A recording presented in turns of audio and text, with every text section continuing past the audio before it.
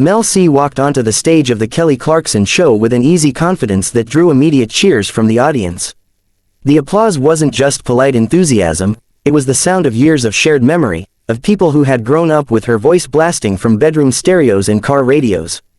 She smiled and waved, taking it all in, her posture relaxed but alert, as if she knew that nostalgia could be both a gift and a trap. Kelly Clarkson stood to greet her, practically glowing with excitement, pulling her into a warm hug and telling her how surreal it felt to have one of her childhood heroes sitting across from her. The opening moments were breezy and affectionate. Kelly joked about trying to sing Spice Girls songs in the mirror as a teenager, exaggerating her own off-key attempts, and the audience laughed along. Mel laughed too, genuinely, her shoulders loosening as she settled into the chair. For a while, it felt like a reunion between two women who understood each other's worlds instinctively.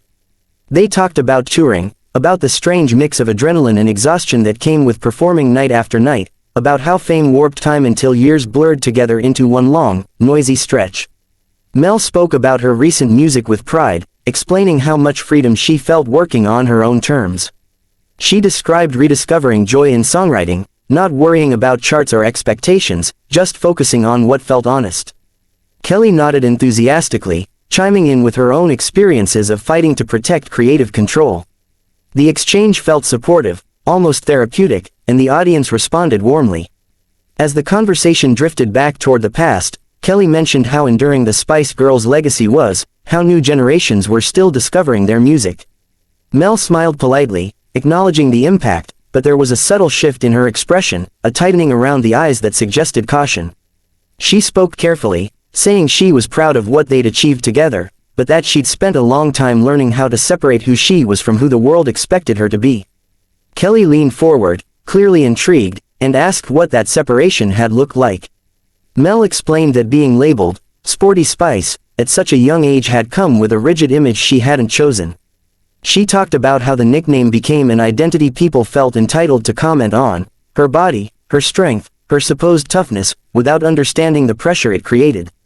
Her voice remained steady, but the room grew quieter, the audience sensing a deeper layer beneath the familiar pop star story. Kelly responded sympathetically at first, saying it was heartbreaking how the industry boxed women in. Then she added that from the outside, the Spice Girls era looked like such a dream, that fans sometimes struggled to reconcile that image with stories of pain. The comment was meant to bridge perspectives, but it landed awkwardly. Mel nodded slowly, agreeing that the disconnect existed, and said that was exactly why she spoke openly now, because the dream often came at a cost no one saw. Kelly followed up by asking whether Mel ever worried that talking about those struggles might overshadow the joy fans still felt about that time. The question hung in the air a beat too long. Mel's smile faded just slightly. She replied that joy and pain weren't mutually exclusive, that both could exist in the same chapter. She said pretending otherwise was part of what had hurt her in the first place. The audience murmured softly. Kelly shifted in her chair, sensing the tension but continuing.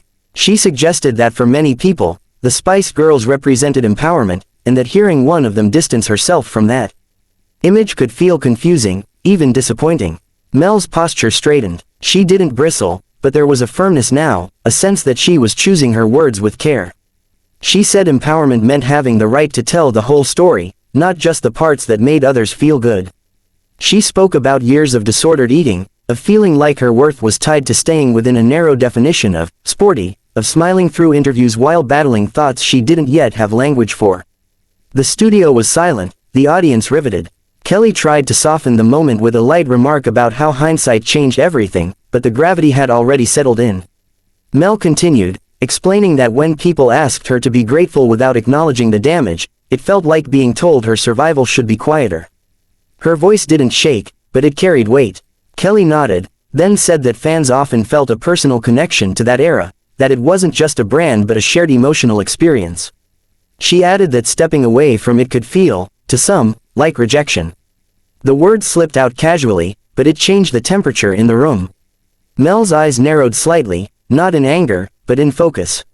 She replied calmly that she wasn't rejecting her past, but she was refusing to be trapped by it. She said loving something didn't mean you had to live inside it forever. She spoke about how often women were expected to preserve other people's memories at the expense of their own healing. The audience responded with scattered applause, hesitant but supportive. Kelly, perhaps trying to represent the viewer's perspective, said she understood both sides, but wondered aloud whether constantly revisiting the pain risked redefining the legacy entirely. Mel took a breath. She said the legacy was strong enough to withstand honesty. She said silence was what weakened people, not truth. The pause that followed felt longer than it actually was, a fragile silence stretched thin by the awareness that millions of viewers were watching two women recalibrate in real time. Kelly finally spoke, her voice softer, but the strain was evident. She said she hadn't meant to frame Mel's honesty as rejection, only to acknowledge how deeply people held onto those memories. Even as she spoke, the words sounded inadequate, as if they were arriving a second too late. Mel listened without interrupting, her expression composed but resolute, the kind of calm that comes not from agreement but from certainty. Mel replied quietly that intention mattered less than impact. She said that for years she'd been asked to carry everyone else's feelings about her life while being discouraged from naming her own. She wasn't angry, she clarified, she was tired. Tired of having to translate pain into something more digestible. Tired of being told that her survival should come with an asterisk. The audience broke into applause, this time louder, more unified, an instinctive acknowledgement that something important had been said. Kelly nodded, absorbing it, but then tried once more to widen the lens. She said television conversations were tricky, that curiosity sometimes stumbled into clumsiness, and that she believed audiences benefited from hearing discomfort aired rather than smoothed over. Mel smiled faintly at that, then shook her head. She said discomfort wasn't the problem. Being diminished was. She added that when conversations became about defending an idea rather than hearing a person, they stopped being productive. The room felt heavy with recognition. A producer's voice crackled faintly through Kelly's earpiece, unheard by the audience but visible in the way Kelly's eyes flicked toward the stage manager. Time was ticking. Kelly attempted to pivot, suggesting they could move on to music, to lighter ground. But Mel didn't follow the invitation. She leaned forward, resting her hands on her knees, grounding herself. She said she appreciated the platform but couldn't continue the segment if her truth was going to be filtered through what made others comfortable. She emphasized that she wasn't accusing Kelly of malice, only naming a pattern she'd lived inside for too long. Then she stood. The movement was calm, deliberate, and it sent a ripple through the audience. Gasps mingled with whispers. Kelly stood too, reflexively, as if proximity could repair the fracture. Mel, wait, Kelly said, not pleading, but earnest. We can talk this through. Mel met her eyes, and for a moment there was something tender there, understanding without concession. She said she'd talked it through her whole life. She thanked Kelly for the invitation and the audience for listening. Then she turned and walked toward the wings, heels clicking softly against the stage floor, each step final and measured. The applause followed her, rising unevenly, unsure of its own meaning. Some clapped in support, others in shock. The band remained silent. Kelly stood alone for a beat, then faced the camera, breathing in slowly. She said they were going to take a break. The words felt formal, insufficient. The screen cut to commercials, but the tension lingered like static. Backstage, Mel moved past crew members who offered water, quiet reassurances, requests to pause. She accepted none of it with drama. She thanked people politely, apologetically even, and continued on. In her dressing room, she closed the door and leaned back against it, exhaling a breath she hadn't realized she was holding.